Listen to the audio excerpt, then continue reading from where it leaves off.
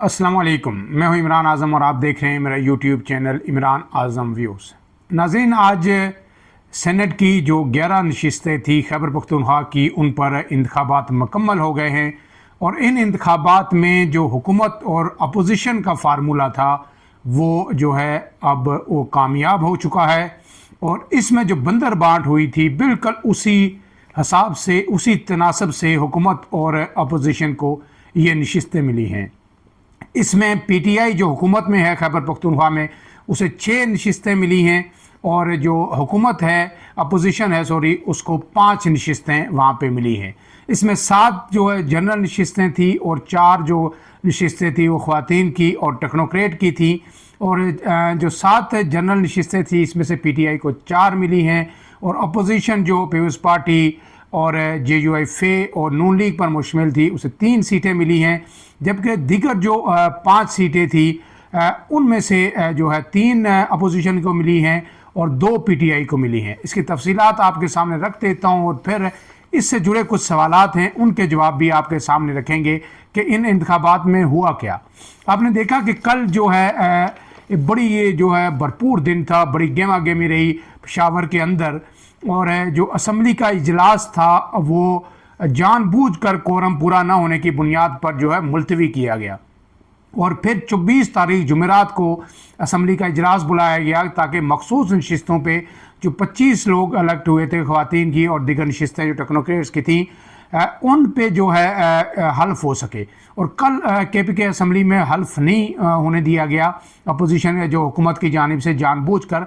उसकी वजह ये थी कि जो कवरिंग कैंडिडेट्स है पीटीआई के, उन्होंने अपने कागजात वापस लेने से इनकार कर दिया था। उन्होंने भरपूर एहतजाज किया था, जिनमें इरफान सलीम थे और खुर्रम ज़ीशान थे और दीगर लोग, कि ये इमरान खान की फहरिस्त नहीं है। ये इमरान खान ने ये कहा था कि वो कारकुनान को टिकट देंगे।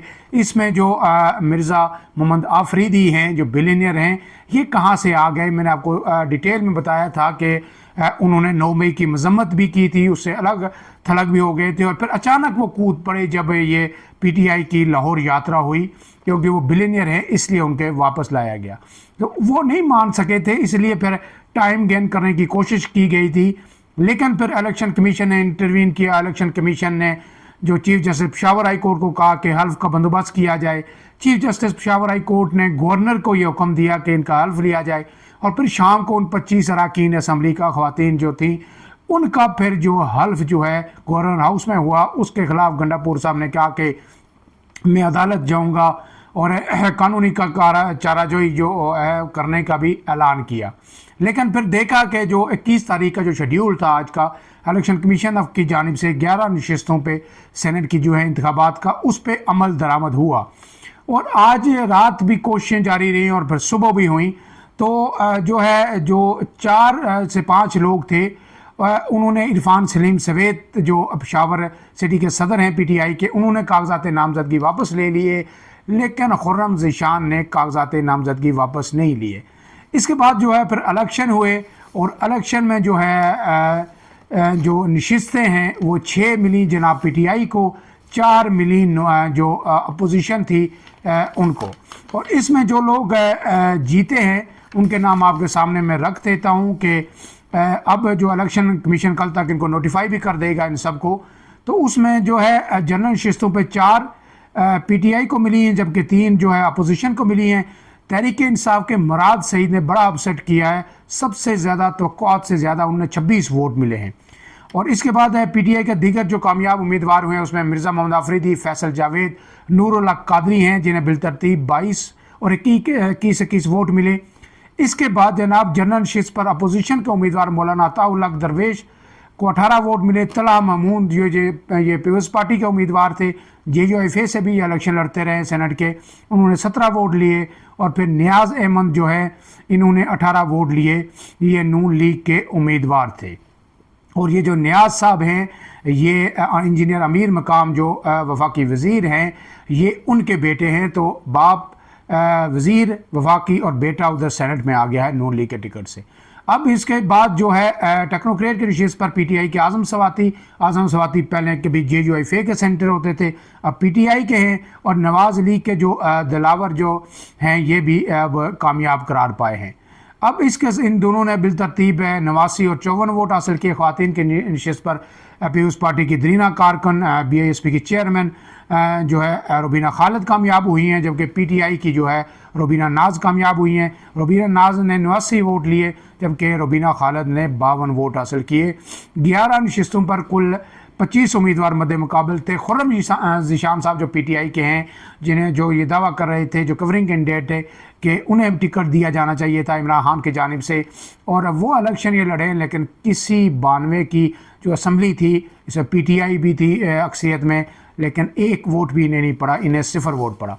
अब इस के जो नताइज हैं, इसके बाद जो है पीपल्स पार्टी सेनेट में सबसे बड़ी जमात बनकर सामने आई है, और पीपल्स पार्टी के जो अब तादाद हो गई है सेंटर्स की वफाक में जो है वो 26 है। PTI दूसरी बड़ी जमात है, लेकिन ये अपोजिशन में है। PTI के सेंटर्स की तादाद 22 हो गई है, PMLN 20, JUIFA जो है 7, 6 आज़ाद इसमें हैं, और ये जो लोग हैं फैसल वावडा जैसे ये लोग भी जो आज़ाद हैं, और जो वज़ीर दाखिला हैं मोहसिन नकवी साहब वो भी आज़ाद ही शुमार हो रहे हैं, लेकिन 6 आज़ाद में से 5 हुकूमत के साथ हैं इस वक्त। और बाप के 4 सेंटर हैं, MQM की 3 नशिस्तें हैं, नेशनल पार्टी की 1 है, जो MWM जो है उसके 1 है, ANP की 3 सीटें हैं, PMLQ की 1 है, सुन्नी इत्तेहाद काउंसिल की 1 है। टोटल अब जो है सेनेट की इस वक्त जो तादाद है वो 96 है।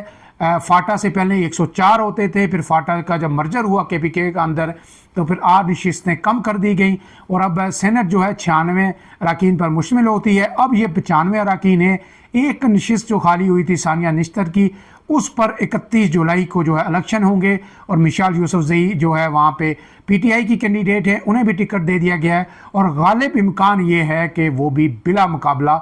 इसी तरह ये जो फार्मूला चला है, जो हुकूमत और अपोजिशन की, गंडापुर की, नून लीग की, PTI की, JUIFA की मिसाली हमआंगी हुई है इलेक्शन में, वो भी मुंतखब हो जाएंगी।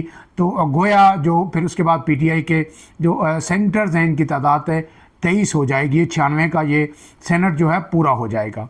अब इसमें जो इस वक्त जो सूरत हाल है, हुकूमत और उसकी इत्तेहादियों के सेनेट में तादाद 60 हो गई है, अपोजिशन 35 है, और एक नशिस्त और आएगी तो अपोजिशन 36 हो जाएगी।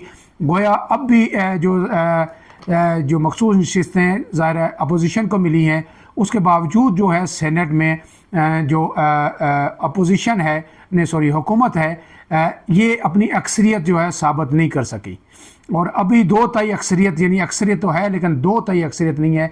60 हुए हैं, तकरीबन 64 से 65 है जो अरकान दरकार हैं 2 तिहाई अक्सरियत के लिए 96 के ऐवान में। और ये हालत भी इस वजह से हुई है कि जो मखसूस नशिस्तें हैं वो सारी की सारी जो है जो सुप्रीम कोर्ट का फैसला आया है उसकी रोशनी में हुकूमत को दे दी गई हैं, वो PTI को नहीं मिली, वरना PTI की नशिस्तें मज़ीद है जो है जो 3 से 4 नशिस्तें मज़ीद बढ़ सकती थी यहाँ पे। अब इस सब के बाद जो है एक बात तो तय हो गई कि एक मरतबा फिर जो कारकुनान हैं, जो कुर्बानियाँ देने वाले हैं वो हार गए हैं, और जो पैसे हैं वो जीत गए हैं।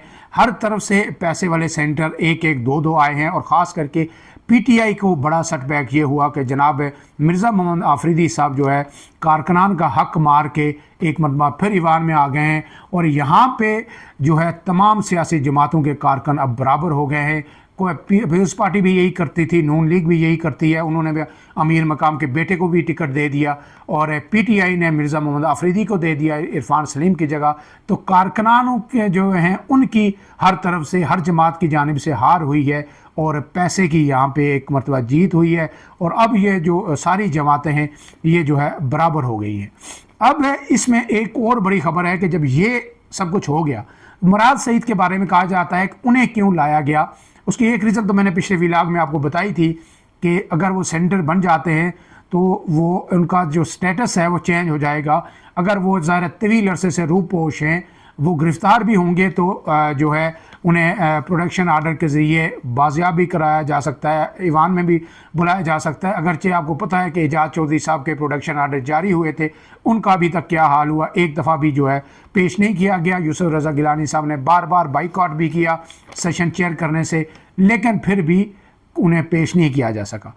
अब ये PTI की जो ज़राए की खबर है कि हो सकता है पीटीआई बहुत जल्द उन्हें सेनेट के अंदर अपोजिशन लीडर नामजद कर दे। इस वक्त शिबली फराज साहब अपोजिशन लीडर हैं, वो कोई ज़्यादा मौसर अपोजिशन लीडर साबित भी नहीं हुए और साथ ही अब उनकी सेहत भी ख़राब है। तो हो सकता है कि मुराद सईद को सेनेट में अपोजिशन लीडर नामजद कर दिया जाए और फिर अपोजिशन लीडर को सेनेट से उठा के गिरफ्तार करना आसान नहीं होगा। इसके साथ साथ जो है जो अहम जो दूसरी खबर है कि एक दफ़ा फिर कप्तान जो इमरान खान हैं उनकी रिहाई की तारीख दी गई है और इस दफ़ा जो तारीख दी गई है वो बड़ी दिलचस्प है, बड़े दिलचस्प अंदाज में दी गई है और ये पीटीआई के बड़े ही आम तरीन रहनुमा की जानिब से दी गई है। और वो रहनुमा जो है उनके सेक्रेटरी जनरल हैं सलमान अकरम राजा, उन्होंने ये कहा है कि कप्तान की रिहाई होगी, लेकिन उस वक्त रिहा होंगे जब ये वो आज़ाद होंगे, उस वक्त जब ये अदालतें आज़ाद होंगी। और गोया उन्होंने रिहाई की तारीख तो दी, लेकिन उस तारीख को उन्होंने मशरूत कर दिया अदालतों की आज़ादी से कि जिस तारीख को ये अदालतें आज़ाद हो गई हुकूमती दबाव से, इस्टेब्लिशमेंट के दबाव से, उस दिन इमरान खान भी आज़ाद हो जाएंगे।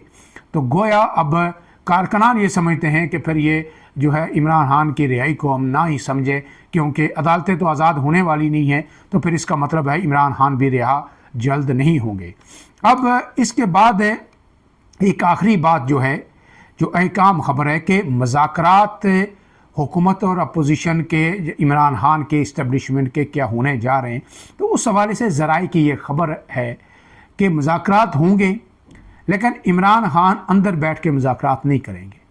इमरान खान बाहर आएंगे, बाहर आके वो ये सिस्टम को भी चलने दे सकते हैं, कम से कम 2027 तक इसके वो गारंटर बन सकते हैं, ज़मानत दे सकते हैं, क्योंकि इस सिस्टम की ज़मानत इस वक्त इमरान खान के हाथ में है।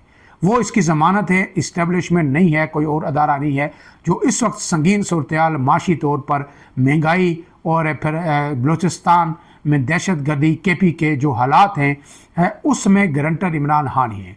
अभी इमरान खान से सिर्फ एक ही गारंटी मांगी जा रही है कि आप इस सिस्टम को चलने दें। तो इमरान खान का जो ज़राए ने दावा किया है कि इमरान खान ने यह कहा है कि वो ज़मानत भी दे सकते हैं, लेकिन जेल के अंदर बैठ के डील की सूरत में ब्लैकमेल होके वो कोई ज़मानत नहीं देंगे। जो मुज़ाकरात होंगे वो बाहर आके होंगे, बाहर बैठ के होंगे, बनी गाला में बैठ के हों, ज़मान पार्क में बैठ के हों या कहीं और बैठ के हों। उसके बाद फिर बात आगे बढ़ेगी कि ये सिस्टम चलेगा या नहीं चलेगा। तो फ़िलहाल के लिए इतना ही। सिर्फ आज का जो लुबे लबाब सेनेट इलेक्शन का है वो इतना ही है कि PTI ने सेनेट की नशिस्तें तो जीत ली हैं, लेकिन अपने कारकुनान का एतमाद खो दिया है।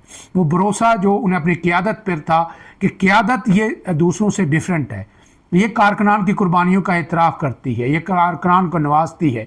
और जो लोग 9 मई के बाद और जब से इमरान खान गिरफ्तार हैं, जो लोगों ने कुर्बानियाँ दी हैं, एक नई मिसाल कायम की है, तो अब उन लोगों को नज़रअंदाज नहीं किया जाएगा। लेकिन यहाँ पे क्या हुआ, इमरान खान ने भी वही किया कि जिन्होंने 9 मई को कंडेम किया, जो घर जाके अलग होकर बैठ के, जिन्होंने एक कोड़ा नहीं खाया, एक डंडा नहीं खाया, एक दिन जेल की हवा नहीं लगी, उन्हें सेनेटर बना दिया गया है सिर्फ इसलिए कि उनके पास पैसे हैं, वो पार्टी पे पैसे खर्च करेंगे और जलसे जुलूस ऑर्गेनाइज़ करेंगे। पैटे जो वकला हैं शायद उनकी फ़ीसें भी अभी इमरान खान के पास ना हों। कुछ लोग जो ज़्यादा वकला PTI के अहदेदार हैं वो तो शायद फ्री केसेस लड़ रहे हों, लेकिन दिगर को फ़ीसें देने भी के लिए भी कोई बंदा चाहिए, तो वो बंदा अब मैसर आ गया है। लेकिन एक बात PTI के कारकुनान को ये दाद दें कि बाकी किसी सियासी जमात के कारकुनान ने एहतजाज नहीं किया। किसी ने नहीं कहा कि अमीर मकाम के बेटे को क्यों टिकट दिया जा रहा है, KP के अंदर नून लीग के और भी बड़े दरीना लोग हैं, कुर्बानियाँ देने वाले, उन्हें क्यों नहीं दिया जा रहा। किसी ने नहीं कहा कि ये तला महमूद जो है कल आए हैं, पीपल्स पार्टी ने क्यों टिकट दे रही है। लेकिन PTI जो है बोली ज़रूर है, भरपूर बोली है, भरपूर एहतजाज किया है, प्रेस कॉन्फ्रेंसेस की हैं, खुल के की हैं और भरपूर अलम बगावत बुलंद की है। इसमें PTI को दाद ज़रूर देनी चाहिए। फ़िलहाल इतना ही। मज़ीद अपडेट्स के लिए इमरान आज़म व्यूज़ को फॉलो कीजिए, आप बेल का निशान ज़रूर दबाइए ताकि आपको बर वक्त जो है ख़बरें मिलती रहें। इजाज़त दीजिए, अल्लाह हाफ़िज़।